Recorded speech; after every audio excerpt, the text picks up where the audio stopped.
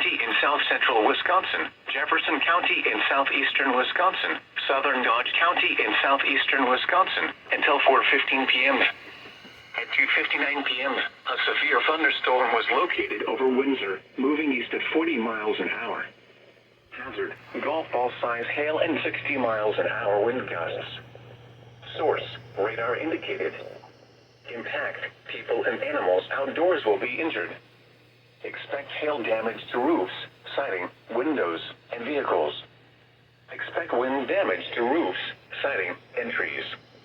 Locations impacted include Eastern Madison, Sun Prairie, Pittsburgh, Watertown, Stoughton, Fort Atkinson, Oregon, Jefferson, McFarland, Monona, Lake Mills, Marshall, Waterloo, Cottage Grove, Johnson Creek, Deerfield, Cambridge, Lake Ripley, Axonia, and Rome. For your protection, move to an interior room on the lowest floor of a building. Prepare immediately for large hail and damaging winds. People outside should move immediately to shelter inside a strong building. Stay away from windows.